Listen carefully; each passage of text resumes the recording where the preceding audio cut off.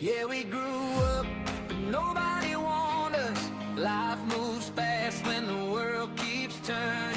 Kids in the backseat, parents getting older. Still leaning on my brothers when the weight gets colder. Whoa, whoa, whoa, we're all just trying to make it through. Whoa, love you, pal, I got you. Whoa, we're all just trying to make it through. Love you, pal, I got you. What's up, everybody? Welcome to episode 3 of the Love You Pal podcast. Thanks for being with us. Thank you for the support. Hopefully you enjoyed the 90s summer. Hopefully you brought back some nostalgia for you. I know the feedback that we've gotten has a lot of folks have been saying, hey, thanks for bringing that slice of freedom back to the front of my brain. So tonight, we got a couple things going on. First things first. Thank you to everybody that liked, shared, and commented on our Instagram post. And I'm going to share this video, and then video is going to spin the wheel, and we'll see who the winner is. So here is the video. We're spinning the wheel. I don't know if you all can see it. Let me see if I can make it bigger. There we go. And Craig the winner Vogel. of the hat is Craig Vogel. So congratulations. We appreciate the support. Tonight, we're going to talk about youth sports. So we're going to talk about the struggles of being a parent, having children in youth sports, but we're also going to dive into youth sports and how that can affect kids as they get older, and then how it's affected kind of our generation. And we're going to go through some personal anecdotes on coaches and how they've had impacts on our lives. What's Thanks up, for coming on, everybody? Thanks for coming out. All right, so I want you to think back on a coach that changed your life or who made you want to quit. So I don't think I have a quitter one necessarily because I never really played post T-ball. I was always involved in the managerial stat side of baseball and soccer and basketball through middle school, and then high school was just baseball. But I don't think there was ever a coach that I wanted to quit working for. So Well, for me, I've got one that kind of covers both. So yeah, let's dive into it. Sean, you got one for each or just one? I have one for each. Dig into it now, and then we can get into why it's important. Youth sports coaching is important. Dig Yeah. into it. Absolutely. So you're gonna laugh at this one because not many people realize he was actually a coach for me. Pat Hill. it's everybody's coach.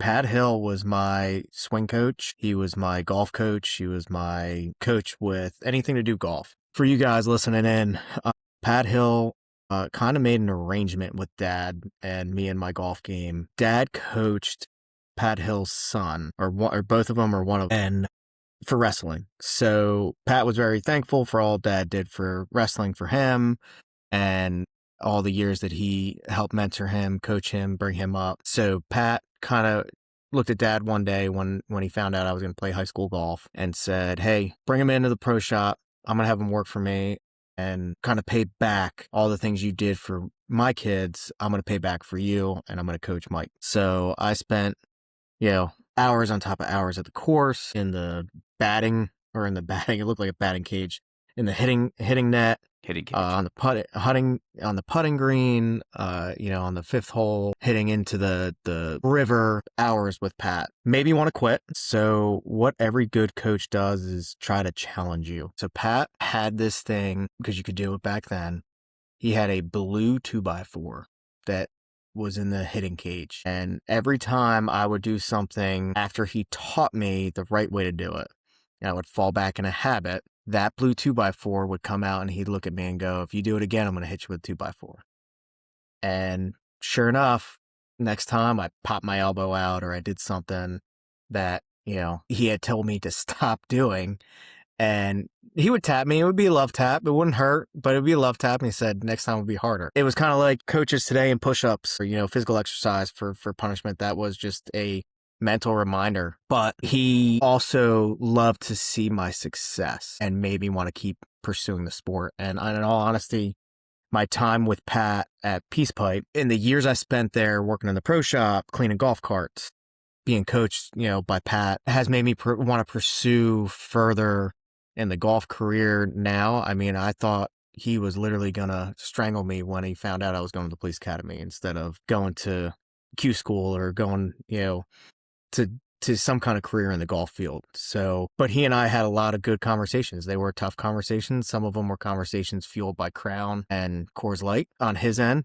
But overall, he had a lasting impact that still, even today, when I am out on the course with Aiden. So Aiden is he'll be 10. He is in 3 different junior tours for golf, and I am his daddy, caddy, coach, psychologist, you name it. I handle everything to do with golf and him. And it's funny because I'll teach him some of the drills I learned with Pat and remember some of the techniques that worked for me with Pat and some of the ones that kind of went in one ear and out the other ear. So my coach that actually had a lasting impact on me, both want to quit and pursue the sport further, was Pat Hill. So shout out to Pat if you're listening down in Myrtle Beach. Coached I us figured all. it was the raw hot dogs that he used to eat for lunch that would drive you away. Him and Dad got along. It's just Jay, bologna. What about you? Send I it. think I can guess bologna. yours, Jay. Yeah, I know Who's yours mine? too. Who do you want to guess? Santana. Raymond Santana. Right on. Raymond Santana, probably one of the best coaches I have ever worked for, because I didn't play for him except for one inning in my senior year of high school where I suited up and sat out there in right field, and I had never prayed so hard in my entire life to not have anything hit towards me. And I know sure as heck Ray was sitting on that bench laughing his ass off. And I'll text him about this later, but he probably will confirm that. But I met Ray when I was in 4th grade. He was a aide in another room. He took over the baseball program at the school that we went to. I attribute a lot of my love for baseball and coaching skills to Ray. I've coached T-ball. I've coached Little League. I'm coaching starting in the fall. I'll be coaching travel softball for 8U. But a lot of the skills that I have and the techniques that I have with the kids is attributed to Ray. So Ray coached 4th, 5th, 6th grade, I think. 6th, 7th, and 8th. I don't think he was, no, because John was there. Timmons was there for a little while. He coached one season, then Sheehy was there. So I think Ray went over to Parsippany. He I went to played Par for him Hills. for all 3 years. Yeah, so that would have been my 6th grade year. Yeah, you're right. But then I was lucky enough that he came back and coached my junior and senior year at Mountain Lakes. So I had been with Ray for 8 years at that point, been doing stats for him. I kept his book, helped him with lineups, did all the managerial duties. Looked at me the last game and he goes, Morehouse, get out there. I look at him like, are you nuts? Like, bro, this is not going to go well. And he was like, get out there, start catching balls. So I ran out there to right field, and he hit 2 balls towards me, and I missed both of them tremendously. There's no hope. I had no idea what I was doing. I could tell you that it was a F9 all day long, but catching it, no way. So 9th inning comes around. He's like, hey man, get out there. It's top of the inning. Your home team, get out there.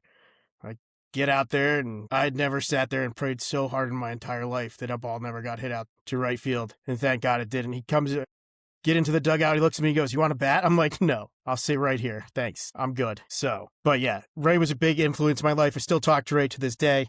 He's a very good friend of mine. In fact, I work with Ray's brother-in-law, or I used to. Okay. Yep.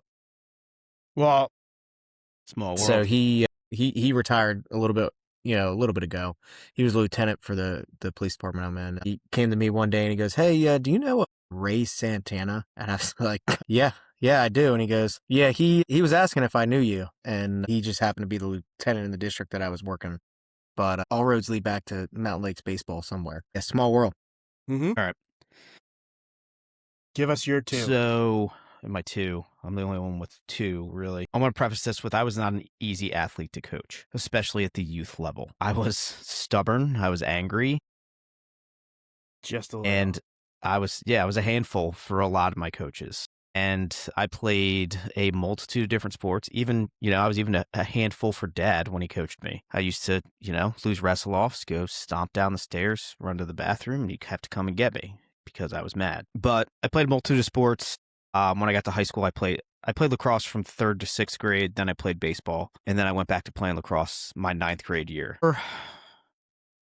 Mountain Lakes lacrosse is not, it's a different animal because you have a lot of coaches. You have the freshman coach, you have the JV coach, you have the head varsity coach who's the second winningest coach in the United States at the high school level. And all of them impacted me a little bit differently. So my JV coach, Ken White, I was the JV captain, and he gave me the confidence that I was good enough. And then Tim Flynn, who's the second winningest coach in the U.S., coaches the U.S. national team, I think 18U, an amazing coach and an amazing human being. He's my most inspirational coach because the way that Tim coaches is different. He doesn't yell at you. He doesn't, he gets upset. And if you don't do things the way that he wants them done, yes, but it's not a yell. It's almost like disappointing dad.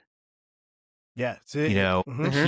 He's an inspirational leader who cared about not only the first line midfield and the first line attack and the first line defense. He cared about every single person who was on that team. Whether you see were people succeed.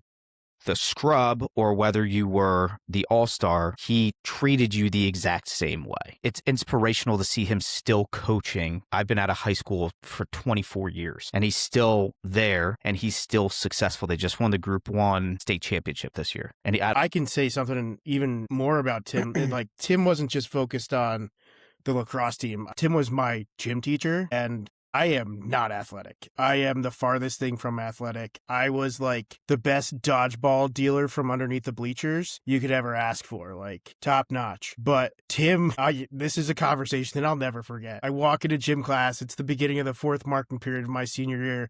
He goes, "Morehouse, if your ass isn't in class every day this marking period, you're not graduating because I have to fail you." And like, I was like, guess I'm coming to gym class. I mean, I don't wanna, but I'm coming.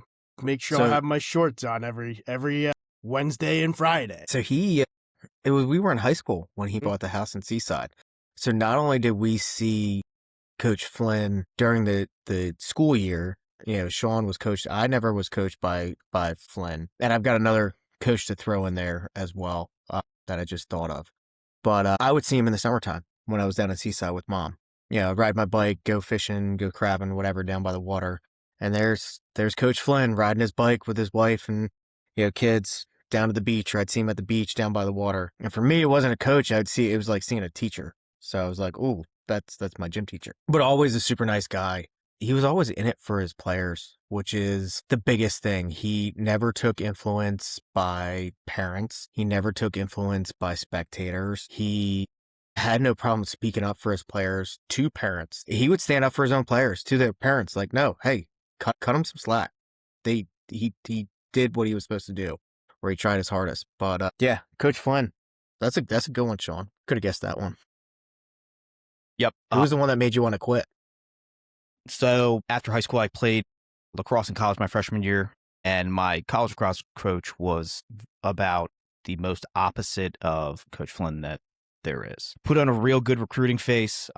Loved the campus, like everything about it. And I was like, cool, I'm ready to play lacrosse. Played fall ball. Everything was great. I got injured in the middle of fall ball, so I didn't play a ton, but I had really good teammates. Everything was good. We go through winter workouts. We get to the first practice of spring, and he flipped a switch. And listen, college sports is not for everybody, and it might not have been for me. I wanted to enjoy my college experience. I wanted to have the full experience. And when you're a collegiate athlete, you don't have an experience. You go to practice, you go to class, you go to study hall, you go back to the dorm, you go to sleep. You wake up, you go to do your workouts, you go to class, you go to practice. It's just a cycle. So I'm seeing all these kids, in my dorm having a great time. And, I'm like in it. So I go to practice the first day and it is wet. It's raining. It's cold. I think we had to shovel the turf to even practice. And my stick was giving me problems. I was just not there. And he just berated me in front of the whole team. And I came back and I was like, what am I doing here? Like, this guy doesn't care about me. He just, he was the worst. And a couple of my buddies had recently left the team. So I'm sitting there and I'm like, what am I going to do? Like, am I going to play? He's terrible. Like, I hate going to practice. I just hate dealing with him. So I want to say I stuck it out for like another week. And then I made the hardest phone call I ever made was to call Dad and tell him that I was quitting lacrosse. I was like, what's he going to say?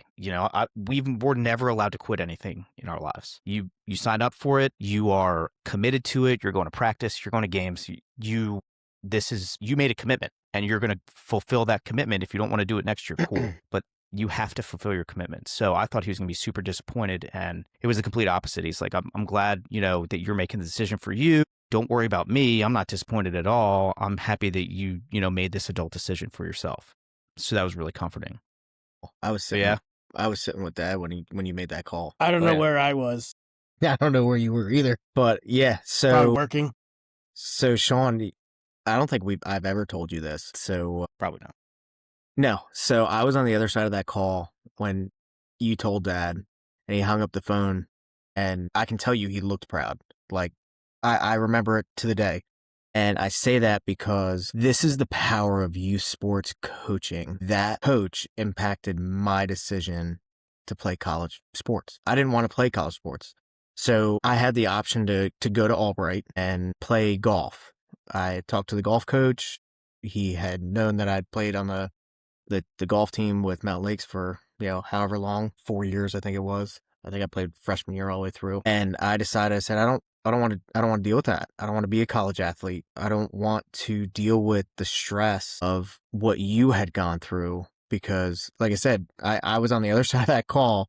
I didn't know what was being said, but, I knew what Dad had said to you, which was like very few words. He was a man of few words sometimes, but, he was truly happy you made that decision because he saw how miserable you were. Because I was in the car to the lacrosse games, back from the lacrosse games, seeing you on the sideline, and that coach truly impacted not only you, but he impacted everybody involved in your life with collegiate sports. Because you were the first one to go to college for our family. You're the first one to play college sports, and I Well, looked Dad at it and wrestled in said, college, so he "Well, understood. yeah." He got it right. Like he understood where I was coming from, and I But I think that a was bad coach is like a bond. cancer. A I mean, bad coach it can be like a cancer to, and it's not just the team, it's the people around that are watching. And one of the it's things, impactful. I wouldn't say cancer. It's very impactful in both a positive absolutely. and negative way. It Yeah, can make or yeah, break Mm-hmm. can make or break a team or even a league. absolutely. But yeah, he truly was proud of the decision that you made. Fun times. That's fun another times. story. That's another an- episode. The college years. It's another Halloween story for another That's day. another. That's yeah. So That's another so Mark story. Summers. to throw in there the other coach, Pat Hill kind of covered both of them, made me want to quit, but also at the same time made me realize that, quitting is an option. I don't know if you remember when I did Brazilian Jiu-Jitsu. I can't even say it. Jiu-jitsu. There you go. Jiu-jitsu. Mike Carmichi. And Mike I know Jay Carmichi. remembers Mike Carmichi. The meatball. The I was Meech. just gonna mention him. Love that so guy. he was my sensei. He was the guy that taught me martial arts. So he was supposed to be my ride. Mom had arranged for him to take me to He's your ride. Run. That's exactly what it was. So Mom had arranged for him to take me from the high school up to the church at the top of the hill on the boulevard. Everything was great. So he taught me everything I needed to know. He's like, "Hey, give me your bag on like the second practice or the second, day of training." And I was like, "Okay." He goes, "I'll meet you there." And I was like, "What?" He goes, "I'll meet you there. Run. This is the start to your cardio." And not only did he make me run there, but as soon as I got there, he made me get my gi on, made me get everything on, right? And then he made me run laps and do up downs the entire like first 15 minutes of practice. But again, he had a lasting impact because you'd run there, you'd do warm ups, and then he would go right into sparring for what you practiced or what you learned the last class. So you would literally be exhausted and then have to go into a fight and fight through the exhaustion and pretty much learn to overcome that exhaustion. Your body's capable of so much more than your mind can tell it. So, lasting impact, when you're sitting in a police academy 6 days a week, my first police academy I went through, and first time you get there and you're scared. You're exhausted because you didn't sleep the night before, and then you're doing PT day one right out of the gate at 5 o'clock in the morning. Mike Carmichi is one of the reasons why I knew the power of body over mind. Your body is 100% stronger than your mind is. You just have to put yourself. I think you got that backwards, bro. or mind over It's body. mind Yeah. over body. Yeah. Either way. My mind Either is way. much stronger than my body. Yes. I'll get it backwards. All right. It's like the nitty gritty. Yeah, the gritty nitty. So we talked about our mentors, our coaches who really had an impact on us. So now we're going to dive into a little bit of our experiences and why coaching youth sports is so important right now to the generation that comes behind us. So our kids, our coaches were our parents' generation, right? So we see them, succeeding and then retiring. So now we're passing the baton down to our kids, and how we coach is going to affect them in the same way that we just talked about our coaches affecting us, right? So a little stat pearl for you. What percentage of kids do you think are involved in youth sports right now? Well, in 2023. In 2023, so as of 2023, I'm going to say 40%. Okay. It's higher than that, 55.4%. Which is extremely low. It's 27.3 million kids That's involved in youth sports. That is like unbelievably low for and this is my opinion, and I'll wholeheartedly blame technology on that. I just saw Toy Story 5 and I love it, by the way. I'm not going to spoil it, but Toy Story 5, awesome movie. Technology, I think, has a play in that, because I think technology associated with lack of good volunteer coaches, because I'm involved in youth sports down here as a board member. Recruitment is hard. It takes a season to kind of kick them into a gear that they realize, back to that mind over body. Like, yeah, it's exhausting. Yeah, you got to dedicate time, but there's a light at the end of the tunnel. Look at all you've succeeded in doing or completing. But yeah, I think there is a huge lack of coaching and good coaches and people that want to volunteer to coach. A lot of it relies on parents trying to be too influential on coaches. And a coach, and as you heard from us just now, a coach in a kid's life is an influential person. So when they step on the field and you give me the privilege to coach your kid, I'm asking for you to give me 2 hours to change that kid's life somehow. And this season coming up, I don't not only get to coach new kids, I get to mentor a brand new head coach. So the coach I'm coaching with is a young 19-year-old kid, awesome guy, awesome all-around family, but he's never coached before, but he's motivated. He is excited. Wants to see these kids succeed. And in the conversations I've had from him, he has shown that he wants to build good boys on and off the field. He wants to build young men. And that's the mentality that you want to have going into it, is that I don't care what's happened in prior teams, prior leagues. When you hit our team, this is a family. We're gonna have our quarrels. We're gonna have, our issues. But at the end of the day, we're gonna build something bigger and better than what you thought coming in here. We're not just playing soccer. So sorry, a little tangent there, but yeah, I believe that number. Yeah. So I'd like to see it now compared to 2023. I'll bet you it's down. Really? Bet you it's down. Sports, a lot of team sports actually that are down in percentages of participation, whereas some of the individual sports like golf and tennis are up significantly. So, and thinking about what the sandwich generation is faced with, what we're faced with, and we've talked about this before, is that two-income family. So it can be difficult to shuttle kids back and forth to sports, especially if it's club or, something that you have to drive a little bit. Like Michael, you do the golf, and that, it can be difficult to shuffle kids back and forth. You got Abby in gymnastics, you got Yeti in golf. I think that's part of the factor. I think that costs is part of the factor. I think cost is a huge part now. Well, cost is definitely a huge factor. I will say, Sean, your degree's in sports, mine's in sociology, and thinking about it from the socioeconomic point. For me, we'll use me as an example. I have 5 kids total. Aiden will also piggyback on soccer with his at least 1, if not 2, junior tours for golf. Abby is in a gym that trains at the Olympic level. So she's there 3 days a week. We have opted to homeschool Aiden and Abby at this point, which adds a little twist to it. And it gives them their kind of sanity back.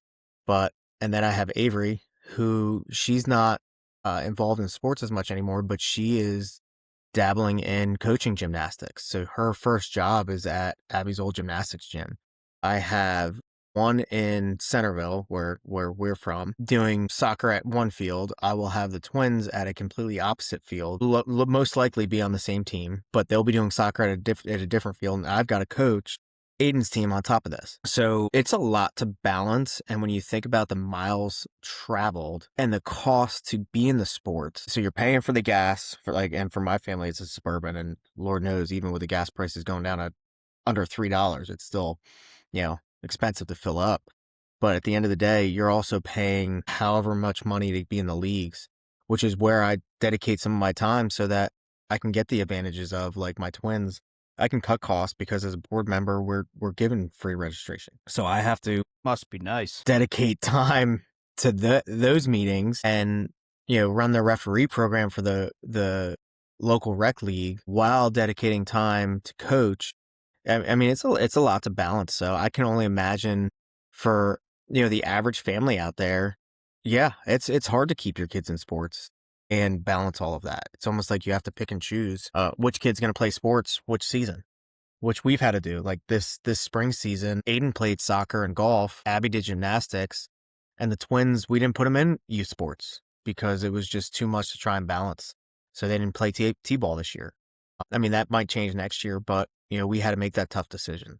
Especially at the club level, it can be very cost prohibitive for a lot of folks to get into that. But the rec, and I will say rec is a great option for everybody. We've all played rec, and it's out playing with your friends, but you're also learning those skills of being a good team member, being, sometimes being a leader and being coachable, which is something that is an extremely underutilized skill in my mind. I know that in the line of work of our first responder, being coachable or being able to take criticism and then move it forward to being huge. I look for that in all the people that I supervise. So that starts at that youth level, right? From age 6 to 16, that's that critical age gap where we need to build these critical skills for these kids and teach them how they're going to respond under pressure. And that's where we see kind of who the quote unquote players are and who are the ones that are a little bit more hesitant and might stand back. And that might be for one season. The next season that the leader might end up falling back and another child steps up and leads. So it's kind of like a revolving door, which is great because everybody gets that opportunity in rec. And you're getting to play with your friends. You're getting to interact with kids at school. As you get higher up, kids are moving around. They're doing more, changing clubs. I'm involved in youth hockey down here and, talking to some of the kids. On Sunday when I coached the spring league, I was like, oh, what team are you on this year? Are you on the blue, which is advanced, red, which is the middle, or white, which is, it's like AAA, AA, single A. I might not be playing for them this season because I might move spots. Like, I didn't know that was an option. Growing up, we played one sport. You had a one season. option. We played one sport a season. That was all we were allowed to do. Mom made it known that if you wanted to play sports, you could play one a season. And that's why I stopped playing lacrosse from 6th grade to 8th grade because I chose baseball, because she made that decision that she wasn't going to let our schedules run her daily life, which I think has transitioned a little bit in this new generation of us as parents, where we sometimes let that happen. Sometimes we put ourselves behind these activities, no matter what it is. One, we don't want to have the fight. Well, I want to play this. All right, well, you can't play this. Well, what do you mean I can't play this? Why can't I play this? Because we're doing one sport a season. Well, that's ridiculous. Timmy plays 3 sports. I can't even play 2? No, you can't. But we don't want to have that argument, right? I'm being honest. I don't want to have that argument. It's annoying, So it'll be like, all right, cool. Well, whatever. It's you can do it. And then you don't realize that you're driving around for 2 hours at night, driving all over the place for a game. Yeah, I mean, there's days that I leave the house. I would leave the house at 5 o'clock in the morning and not walk back in the house fully to stay until 10 o'clock at night. Yeah, and I mean, I think this... at that point, we're throwing chicken nuggets and french fries and mac and cheese at the kids and be like, here, eat this quick so you can go to bed because you got school in the morning. this impacts you guys a little bit more than me because I have live in lacrosse and Taylor in hockey. And then I have like rec field hockey sometimes and rec lacrosse. Jack plays lacrosse. So, 3 kids in 3 different spots during the week is tough on every day, especially when you work shift work. But, that's what we chose to do. It's difficult, but it is what it is. My oldest is a competitive dancer. We've moved studios twice in the past 3 years. One, because the first one wasn't a good fit. It was not a positive environment. It was just not a happy place. And it's not somewhere I wanted my kids to grow up and be a part of. And this studio is phenomenal. The only problem is they don't offer everything that she's interested in. So we had a new studio open. It's about 2 minutes further down the road, and she loves it. And I went to a parent meeting on Sunday with my wife, and I love it. And I love the culture that they're going to have. I love the environment that they're going to have. I love the positivity that they're pushing. I love the family atmosphere that they're going to have. And that's a big part for me, is like the family and the positivity. I mean, I coached AAA baseball for kids, and the kids don't remember the fact that we went 0 for 13 that season because we had such a blast playing. These kids, when I told them I wasn't coaching the next season because of a change in work schedule, they were distraught. The parents were distraught. I mean, this is the season, and all of my players and parents will remember this. Opening day, I have a meeting with all of my parents and say, hey, listen, I'm not here to win. I'm here. The win for me is your kids loving this sport. This is a lifelong sport. It's America's pastime. Baseball is here to stay. It's not going anywhere. So my goal is to have your kids embrace the sport and love the sport and learn how to be a decent little human being. And these kids had such a blast. And the first day at practice, I regretted saying this the moment it came out of my mouth, but I had a team that was pretty good. We had about 50% was decent players, and then 50% were straight out of T-ball. So I bet them that if they had turned a double play during the season, that I would shave my head and my beard off. We got down to the last game. The last game in, I believe, the 3rd or 4th inning, and this kid pop fly to second base, catches the ball, touches the base, double play. I don't know who cheered louder or why they cheered louder, whether it was the double play or the fact that the parents got to see me shave my head, and I don't know what they were more excited about, but I didn't care because it was the greatest feeling for me that this kid turned this double play, and his face he was so proud of himself. And that's what I want. That's what I coach for. I don't coach for the wins. I don't coach for the losses. I coach to see these kids grow. I have a training background professionally, and that's why I do what I do.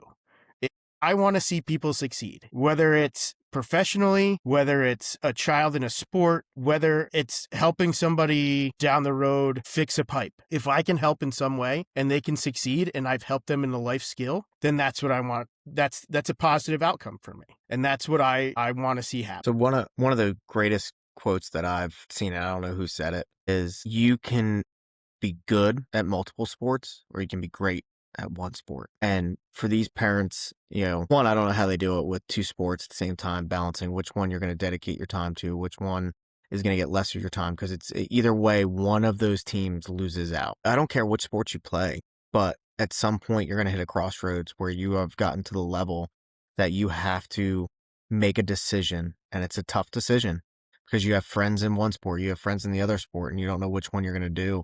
But you have to choose which sport are you going to be great at and what is going to be your fun sport, because you can't be great at both of them. You don't see any professional athletes that are playing multiple sports. They go down one track. And then as you get into the upper levels, it's one sport, one position. Baseball, you're going to pick one position. Soccer, you're going to pick one position. In this generation, it truly takes a village for us. I mean, we are constantly leaning on other people for carpooling. We're, trying to get the kids to where they can go. And our ultimate goal, at least my ultimate goal with any youth sport and my kids, is 1, develop a passion. Do you truly love the sport? And I can say, the decision to move Abby was tough. 1, it's more expensive, but 2, is she going to dedicate the time? And she literally trains every day at home. Every day she has the ability to have free time. She can go to a 3-hour practice in the gym and then come home and she's doing flips or she's doing handsprings and she's working on getting different moves on the bar. Aiden golf is his true passion that I found. And even when he's in soccer, he's out in the backyard kicking balls, or he's chipping down the stairs trying to do some kind of trick shot. But you've got to find that passion in these kids to where they truly want to be there, and they want to grow in the sport and develop that passion. And that goes back to coaching, because a coach can make or break that. If you don't have the right coach, then you're not going to develop a passion. You're going to develop more of a hatred towards whatever sport you're playing, and it could be the last season you ever step on a field. I know, Sean, you experienced that, but yeah, don't be afraid to lean on the village of people that are out there. I mean, So- one of the things that really pulls like coaching and like my mainstream coaching philosophy is I look at a lot of how Dad coached. Mm-hmm. What coaching wrestling? I mean, we were there every practice. Yep. I didn't Every wrestle. Saturday. I didn't wrestle a minute in my life, but I know. Well, I mean, aside from downstairs in trying the not living to break room. the lamp, Yeah. most people grow up with like toys in their toys box. We had old headgear and singlets. Seeing Dad coach and the impact that he had on the kids. Like, I remember when Coach Morehouse did this for me. Coach Morehouse, remember when you drove me home from practice when it was snowing that night, and my mom couldn't get out to get me? And that's the stuff that Dad would do. He would go above and beyond to make sure these kids were taken care of. Whether it was the kid couldn't afford shoes that year, so he went into his bag and pulled out an old pair of shoes that he had that may have been 20 years old and dry rot, but it gave the kid a pair of shoes. It's that step further that I see that is important to coaching. Like, I have kids that still come up to me and like, "Hey, Coach Jay," and like, I haven't coached in 3 years, but these kids still call me Coach Jay because that's the impact that I had on them. Like, I have kids coming up to me and like, "Who are you? Like, did I coached you? You were 4 years old when I coached you and you're 8 now. Like, I don't recognize you." But it's still the lasting impression that, yeah, maybe I didn't teach the kid how to hit home runs. Maybe I didn't teach him how to throw from second to home, but I taught that kid how to throw a ball, period, or how to catch a ball, or gave him some confidence at the plate where he got to hit that ball, and he'd struggled for so long. So And confidence is such a big part of being a coach. And I feel that it is a very important part of it is building the confidence, because as a coach, you can take the confidence away as quickly as you can give it. If you have a coach that's out there and you come back from striking out and that, why would you swing at that? It was in the dirt. What were you thinking? Get your head out of your ass. Like, what are you doing?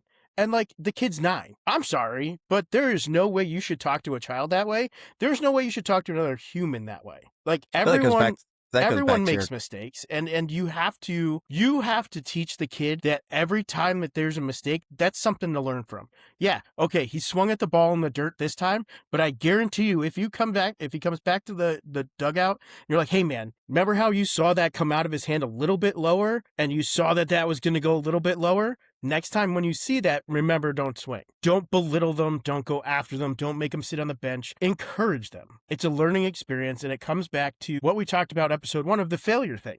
You can't learn from every positive outcome. If you have a positive outcome every single time, you're never going to learn from the mistakes. And mistakes are where you learn. And that kind of goes back to that coaching mindset, winning over, coaching experience. So you go in as a coach, as a youth coach, if you go in with, we're going to win the championship, that's okay, but you have to be able to balance that with that positive mindset, because you have to understand that with failure comes consequences. With winning comes consequences. Tying again back into the sandwich generation, when they're out on their own, these moral dilemmas they find themselves in. If I lose a game and I'm the reason for the loss, yeah, it stinks. But I'm not going to go and, hang my head. I'm going to look at that and say, how can I do better next time? And that's a coachable skill. And that will lead directly into the development of these kids, down the line. Because it truly comes into how they interact with each other. And it's twofold. You're going to have that kid that looks at the kid that drops the fly ball, in left field. And that was me. My 8th grade year of baseball. My friends didn't let me down. Yeah, I dropped a fly ball, hit my palm, bounced out of my glove, is what it is. But I see it now with kids, like they point fingers and they say, it's your fault. It's your fault. Well, no, you are only as strong as your weakest player. And that carries into their future lives in the workforce, into their home life, is you truly are only as strong as your weakest player. So it's your job as their teammate, as their brother, as their sister, as their neighbor, is to help elevate them. And those are all, again, tying it back into what we were talking about earlier. A coach is another adult next to the parents that is going to have that influence, that's going to impact kids as they're growing up. Do we want to be a coach that causes them to quit or give up? Or do we want to be a coach that gives them that bookmarked time or that bookmarked instance in their brain that they can go back to and say, you know what? I saw my buddy fail. He scored an own goal in soccer and we lost the championship, but he's going to be hard on himself. Let me lift him up. And he can learn from that. Absolutely. I'm going to give you some hot takes here. One, Michael, you talking about like being great at one sport. I'm going to debate you on that. I don't agree with specializing in one sport, only because of the lasting impact. And it's not that I don't agree with it, right? But I think that being a multi-sport athlete is extremely important, especially between team sports and individual sports, right? Because a team sport aspect is going to help you in your entire life, because more than likely you're going to be part of a team when you get out of school and work at a job, right? You're going to be part of some kind of team. So yes, I want my kids to be amazing. I want them to be great, learn, and it's my coaching philosophy too, right? And if you're listening to this and I'm coaching your kid in hockey this year, it is what it is. I'm very much a win second type of coach.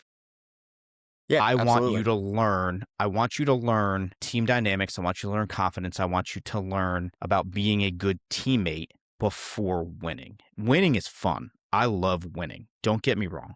Well, if you get that concept, winning comes. When we played this season in hockey, right, for District 5 in the beginning of the season, and we were the Mighty Ducks at the end of the season, because we had all these kids who were individuals when we started, and there was one game they came together, and it was amazing to watch. I love the fact that we won that game.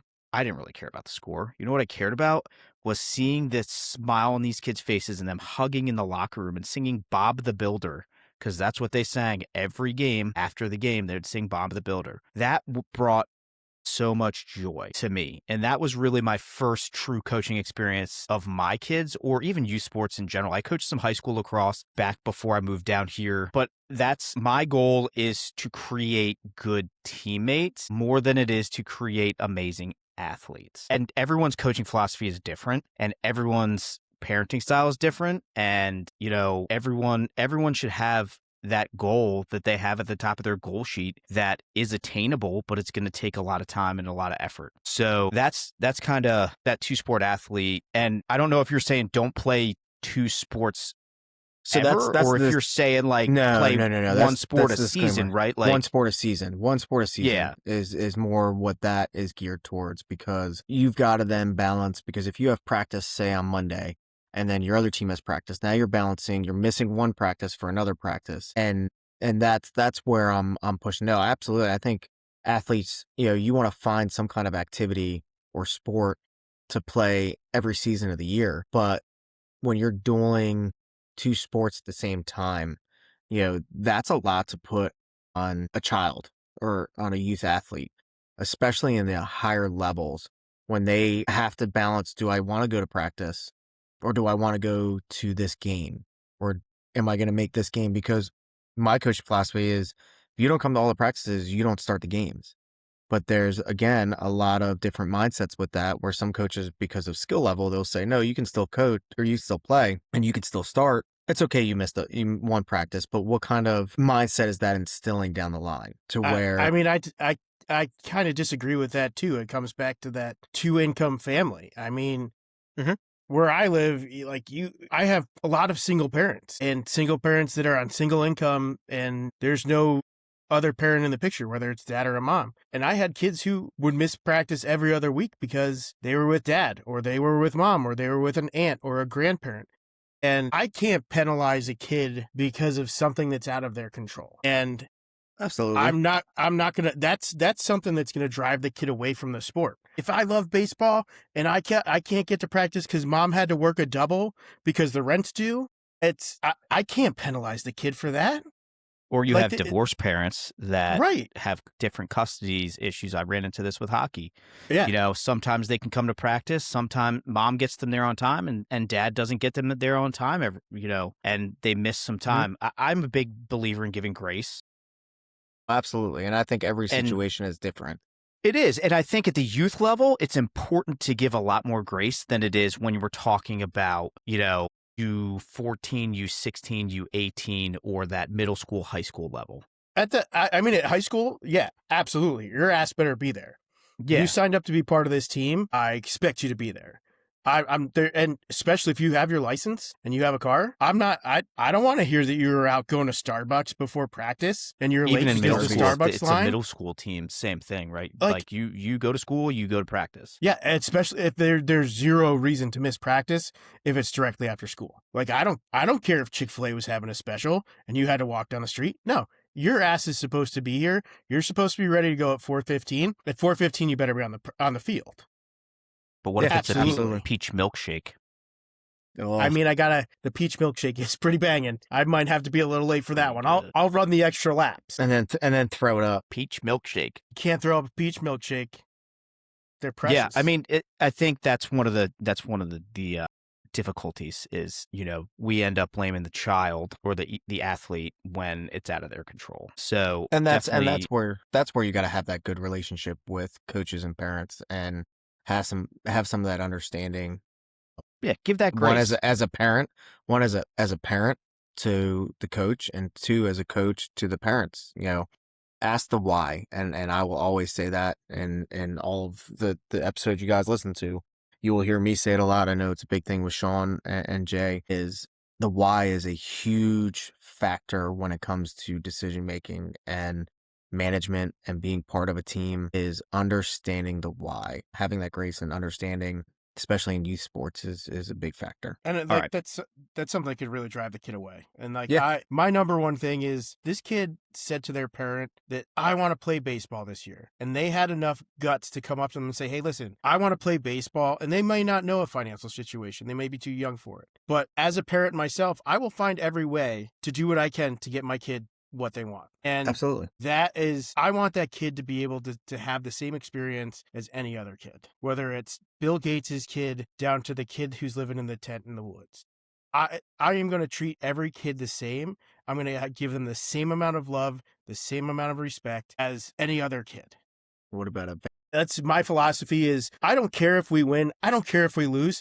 I care that you have fun and I care that you learn to love the game and you learn to respect the game. I mean, I've only yelled at a kid one time in my entire coaching career and he threw dirt on an opposing coach between second and third base. I pulled him to the side. I said, if you ever touch my field again, you will never, ever hit a ball. It's the only time I've That ever sounds like a threatened Sean move. anything to a kid. Yeah. And that kid looked at me and he said, okay, Coach Jay. And he never did it again. I didn't I got yell, called a didn't grumpy scream. old man. Well, you are a grumpy old man. I am. So good. This is awesome discussion. We're getting a little bit long, so I want to just wrap up with one more point, which is probably going to be long too, because this is something I'm very passionate about. And it's very difficult for me, is being a good parent to an athlete and being a good parent to a coach. I know that it's one of my biggest pet peeves. I'm standing on the sidelines watching, the girls play lacrosse or watching Jack play lacrosse, and you hear that one or those two parents that are coaching from the sideline and overriding what the coach says, and I'm like, bruh, can you just let the guy coach. He's a volunteer and he's doing the best he can. These kids are running around. They're 9-year-old kids, 8-year-old kids. They're running around wild. Like, Tommy doesn't understand that he's supposed to be playing attack and this is where he's supposed to be. He's too worried Beehive. about getting his Right. finger up his nose with his glove on and his Right. mask on. Like, how do I pick my Yeah. nose if I have my lacrosse glove on? Right. It's so I think that's one of the biggest things as a coach is I can't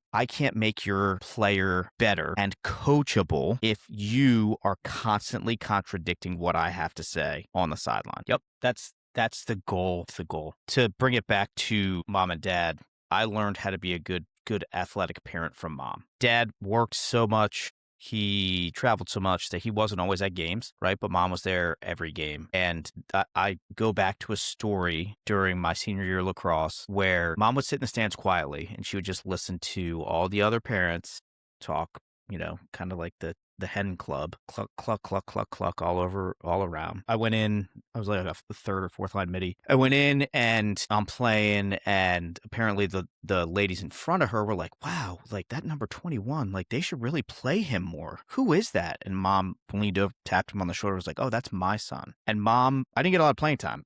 Mom wasn't one to advocate for me to get more playing time because you earn what you get, right? Like if you're not the best player, you're not going to get a lot of playing time.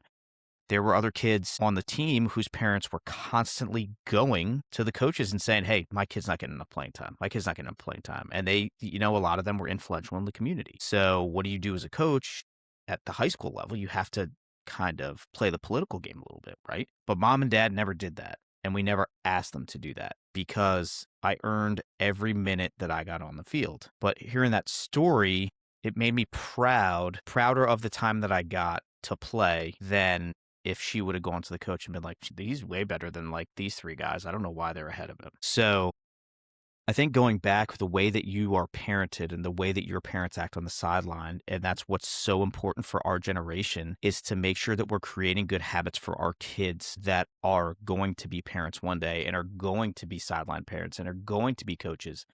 We are creating the atmosphere that we are encouraging them. We're enriching their skills. We are supporting coaches. We're doing everything possible to make the game that we love better, whether it's lacrosse, whether it's baseball, whether it's golf, whether it's soccer, Pickleball. whether it's hockey or pickleball. We're doing everything in our power to enrich those games and to make things, make our generation of coaches great, like the ones that we admire, but also paving the way for our kids to be great coaches moving forward. All right, wrapping it up here. So I think key takeaways from tonight are just be encouraging, be enriching. It's about don't be that coach that is the one where you're like, damn, you know what? Maybe if it weren't for him, I would have played a little bit. Barry Banford. There goes one listener. That's not his real name. All right. So that wraps up another episode of the Love Ya Pal podcast. We appreciate everyone that's listening. Please, we want to hear from you. Like, we're not just saying that just to say it, right? Because everybody does.